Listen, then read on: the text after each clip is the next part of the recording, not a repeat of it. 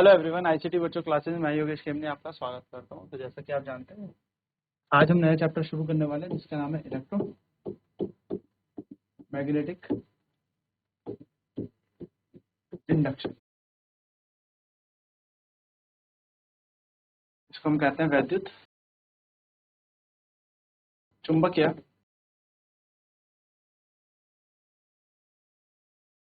प्रेरण। तो वैद्युत चुंबकीय प्रेरण यानी कि इलेक्ट्रोमैग्नेटिक इंडक्शन को शुरू करते हैं।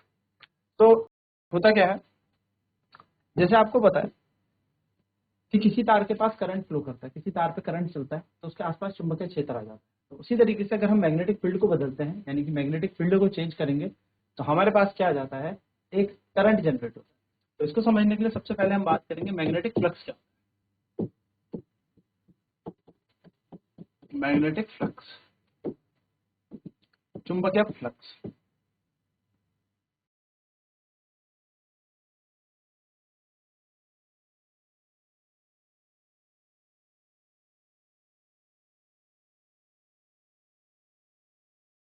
आई बी से हम इसको डिनोट करते हैं, ठीक है, चुंबकीय फ्लक्स से कहते हैं the number of magnetic field lines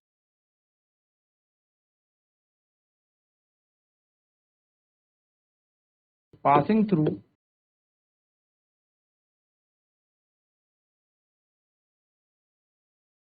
a surface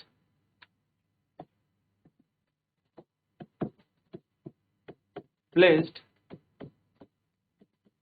normally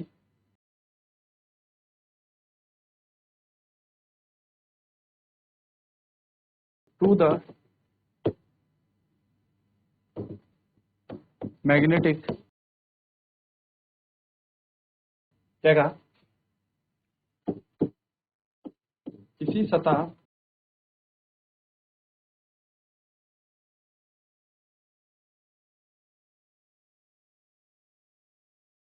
किसी सतह से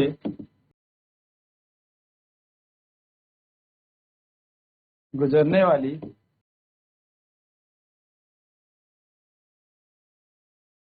चुंबकीय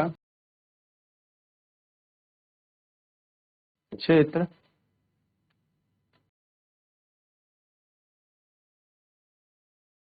रेखाएं उसकी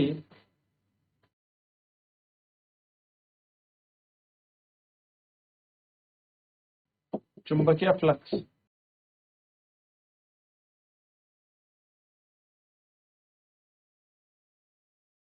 को बताती हैं। तो कितनी रेखाएं यहाँ पर पास हुई हैं, ठीक है। अगर बात करें, ये कोई सतह है,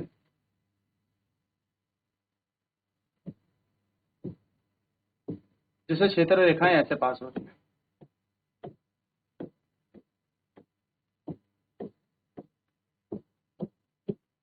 तो हमें पता है यह है चुंबकीय क्षेत्र। और अगर हम इस समय यहाँ पर एरिया देखें तो एरिया होगा D A vector. D A vector क्या है, एरिया, ठीक है। तो ये एरिया बन जाएगा डी ए वेक्टर। तो यहाँ पर अगर हम बात करें फ्लक्स की, तो मैग्नेटिक फ्लक्स होता है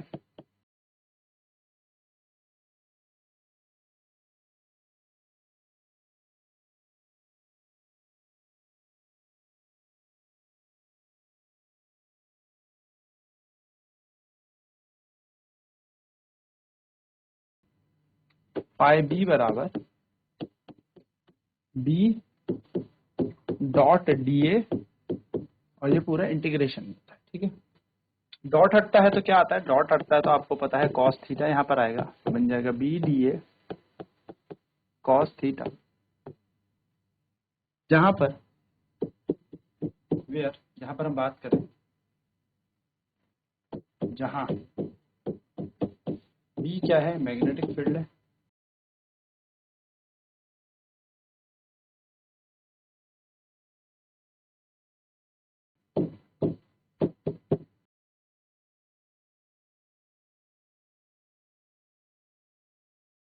डी ए क्या है, एरिया वेक्टर है, हम इसको कह सकते हैं क्षेत्रफल सदिश, और थीटा है एंगल बिटवीन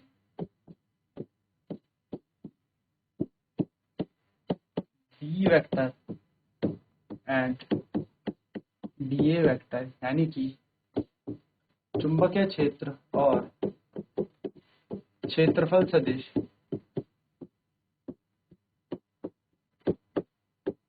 के बीच का कोण। अब जैसा कि आपको पता है, surface is placed normally to the magnetic field.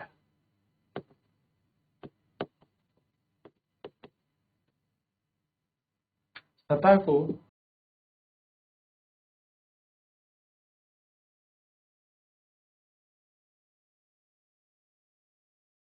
चुंबकीय क्षेत्र के लंबवत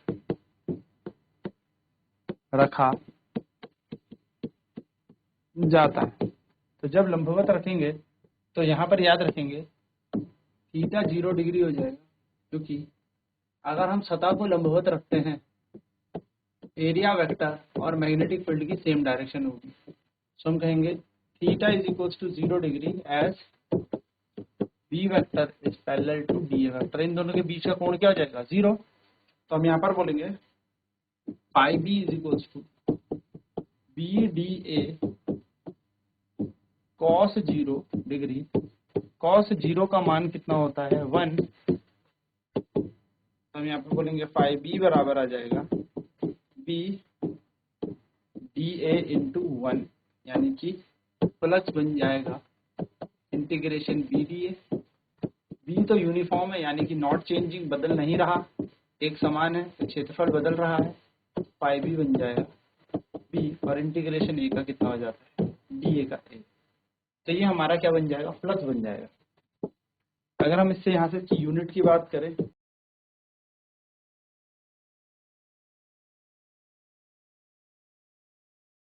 मैग्नेटिक फ्लक्स की इकाई की हम बात करें, चुंबकीय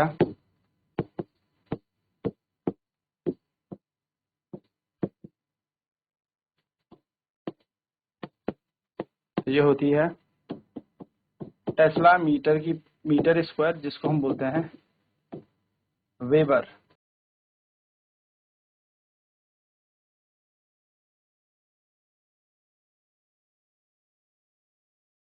तो टेस्ला मीटर स्क्वायर को हम वेबर कहते हैं। तो हम कह सकते हैं SI unit of magnetic flux is weber.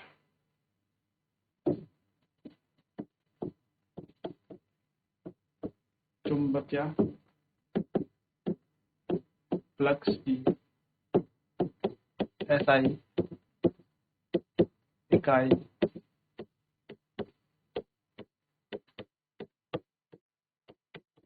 Weber है। चलिए जल्दी से नोट करते हैं। तो हमने यहाँ पर देखा मैग्नेटिक फ्लक्स क्या होता है। तो मैग्नेटिक फ्लक्स का मतलब हो गया number of magnetic field lines passing through a surface. किसी सतह से कितनी चुंबकीय क्षेत्र रेखाएं निकलती हैं, उसे हम उसका चुंबकीय फ्लक्स कहते हैं। किसी सतह से गुजरने वाली चुंबकीय क्षेत्र रेखाएं उसके चुंबकीय फ्लक्स को बताते हैं। चलिए नोट डाउन करेंगे फटाफट। फ्लक्स हो गए हैं।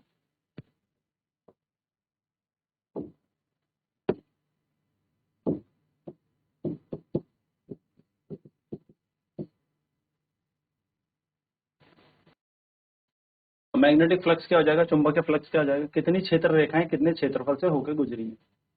फाई बी बराबर आ जाएगा B D A cos theta, dot हटता है तो कॉस थीटा आएगा। तो फाई बी बराबर आ गया integration B D A cos theta, जहां पर बी का मतलब है मैग्नेटिक फील्ड, चुंबकीय क्षेत्र, डी ए का मतलब एरिया वेक्टर है, क्षेत्रफल सदिश है, और थीटा इन दोनों के बीच का कोण है, बी और डी ए के बीच का।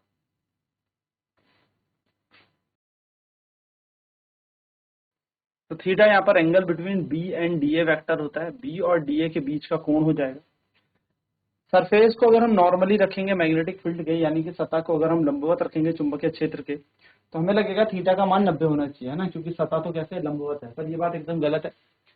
सतह अगर लंबवत है, यानी कि अगर सरफेस 90 डिग्री पे है, किसके साथ, मैग्नेटिक फील्ड के साथ, तो एरिया वेक्टर और मैग्नेटिक फील्ड के बीच का कोण हो जाएगा 0 डिग्री। ये बात ध्यान में रखिएगा।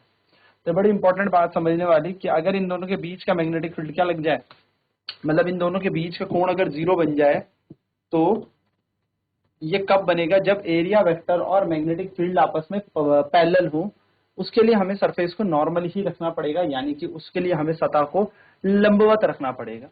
तो surface is placed normally to the magnetic field, सतह को चुंबकीय क्षेत्र के अगर हमने लंबवत रखा, तो मैग्नेटिक फील्ड के साथ सतह कैसी है, 90 डिग्री पे है, लेकिन चुंबकीय क्षेत्र के साथ क्षेत्रफल का एरिया एंगल क्या बन रहा है, कोण क्या बन रहा है, वो बन रहा है 0 डिग्री। तो हम यहाँ पे बोलेंगे कि बी वेक्टर पैरेलल है डी ए वेक्टर के, हालांकि जो सरफेस है that is perpendicular to magnetic field.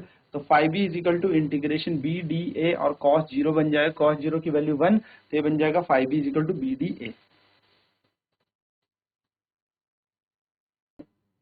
तो phi B is equal to बन जाएगा इंटीग्रेशन बी डी ए, क्योंकि कॉस 0 का मान हो गया 1, तो बी कांस्टेंट है, यूनिफॉर्म में बाहर आ जाएगा, इंटीग्रेशन डी ए बच जाएगा। इंटीग्रेशन डी ए का मान होता है ए, तो वैल्यू बन जाएगी फाई बी बराबर बी इंटू ए। तो यूनिट ऑफ मैग्नेटिक फ्लक्स, यानी कि चुंबकीय फ्लक्स की अगर हम इकाई की बात करें, तो बन जाएगा टेस्ला मीटर स्क्वायर, क्योंकि मैग्नेटिक फील्ड की टेस्ला एरिया की होती है मीटर स्क्वायर, तो बन जाएगी टेस्ला मीटर स्क्वायर, जिसको हम वेबर कहते हैं। तो वेबर किसकी इकाई है, वेबर हमारी इकाई होती है चुंबकीय फ्लक्स की। यहाँ से एक छोटा सा नोट और लिख लेना, पहले आप इसे नोट कर लीजिए।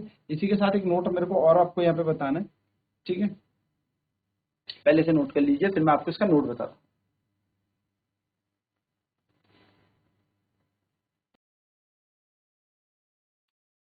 तो यहां से हमने देख लिया कि tesla metre square is equal to weber होता था, SI unit of magnetic flux is weber, चुंबकीय फ्लक्स की एसआई इकाई वेबर है। अच्छा, यहाँ से एक नोट लिखेंगे, नोट ये है कि एसआई यूनिट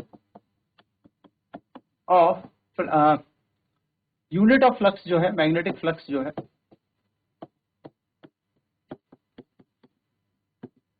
वो वेबर है ना, यानी कि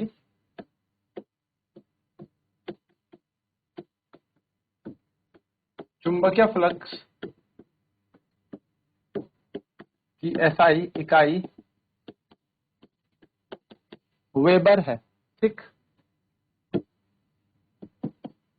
note is the unit of magnetic field, magnetic field की यूनिट भी आपको यहां से मिलेगी।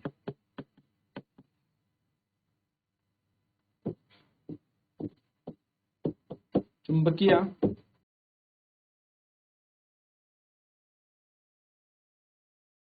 क्षेत्र की इकाई आपको मिलेगी। तो जैसा अभी आपने बोला टेस्ला मीटर स्क्वायर बराबर वेबर है, तो देखो एक टेस्ला यही रहेगा, एक वेबर पर मीटर स्क्वायर बन जाएगा, यानी कि हम कह सकते हैं एक वेबर पर मीटर स्क्वायर किसके बराबर होता है, एक टेस्ला। याद रखिएगा, ये बात कई बार पेपर में आएगी, क्वेश्चन ऐसा आता है, वेबर पर metre square is the unit of, weber प्रति मीटर स्क्वायर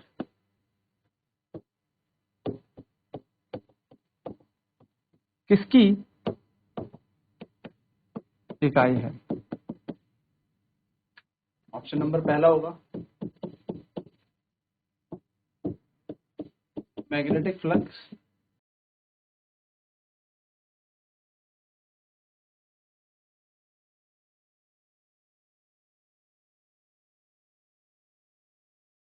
दूसरा है मैग्नेटिक फील्ड,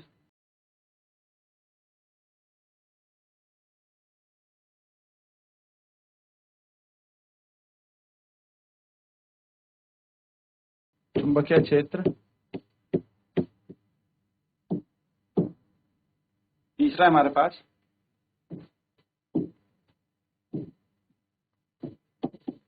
मैग्नेटिक, हम कह सकते हैं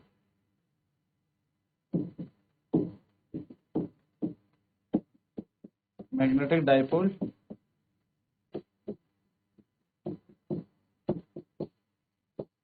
चुंबकीय द्विध्रुव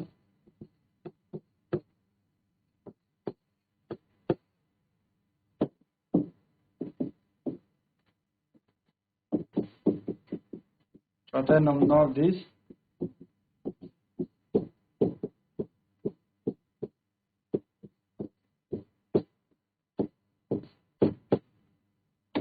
हमारा आंसर आ जाएगा वेबर पर मीटर स्क्वायर किसके मैग्नेटिक फील्ड की होती है। चलिए नोट कर लेते हैं। तो वेबर पर मीटर स्क्वायर टेस्ला यानी कि मैग्नेटिक फील्ड की इकाई।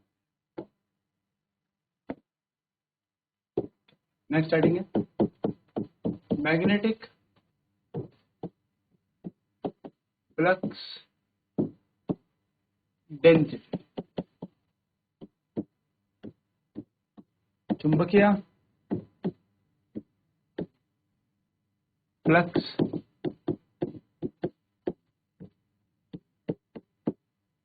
घनत्व, it is the ratio of magnetic flux to the surface area. यह चुंबकीय फ्लक्स और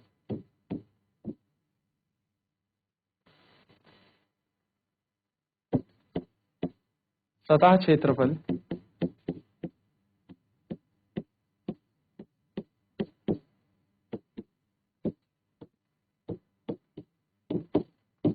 के बीच का अनुपात है।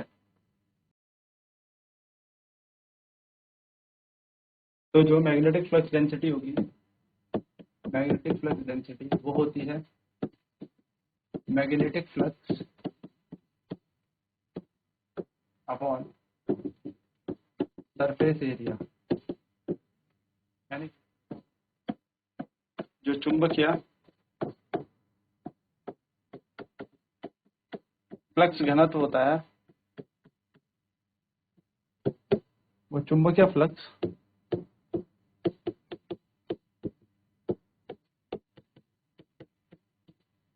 और सतह क्षेत्रफल का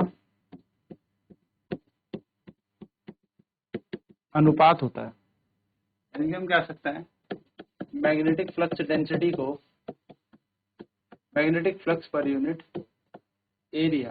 तो आपको यहाँ पर एक बात जानने को मिलेगी कि मैग्नेटिक फ्लक्स डेंसिटी, फ्लक्स का फॉर्मूला क्या था, बी ए अपॉन में ए से ए कैंसिल, तो magnetic flux density is equals to magnetic field ही होता है। यानी कि हम कह सकते हैं the SI unit of magnetic flux density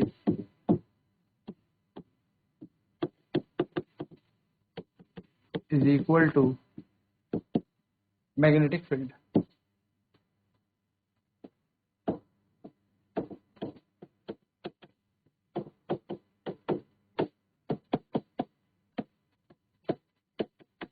चुंबकीय फ्लक्स घनत्व की एसआई इकाई चुंबकीय क्षेत्र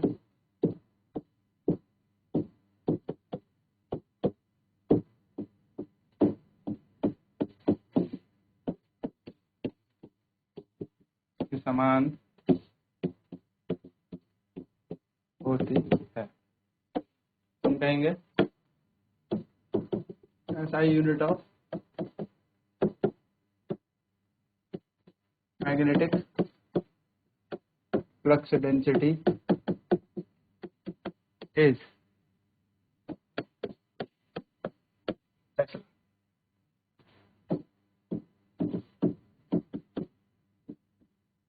चुंबकीय क्षेत्र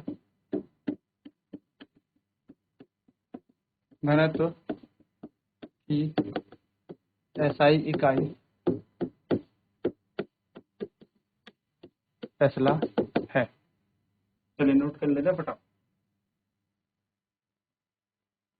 तो मैग्नेटिक फ्लक्स डेंसिटी क्या हो गई, चुंबकीय फ्लक्स घनत्व क्या हो गया, it is the ratio of the magnetic flux to the surface area. यह चुंबकीय फ्लक्स और सतह क्षेत्रफल के बीच का अनुपात है।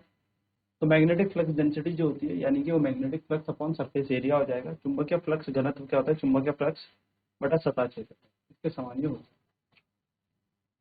तो अगर हम यहाँ पर इसका अनुपात निकालेंगे तो पाई बी अपॉन ए निकलेगा और जिससे हम सॉल्व करके इसको बी के समान कर देंगे। यानी कि चुंबकीय क्षेत्र या चुंबकीय फ्लक्स घनत्व की एसआई इकाई चुंबकीय क्षेत्र के बराबर होगी, यानी कि मैग्नेटिक फ्लक्स डेंसिटी की एसआई यूनिट मैग्नेटिक फ्लक्स के बराबर, मैग्नेटिक फील्ड के बराबर होगी, जो कि टेस्ला होती है। अब नेक्स्ट क्लास में हम यहाँ पर बात करेंगे फैराडेज के नियम की, कि फैराडे जी ने कैसे पता किया और कैसे ईएमएफ के बारे में चर्चा की।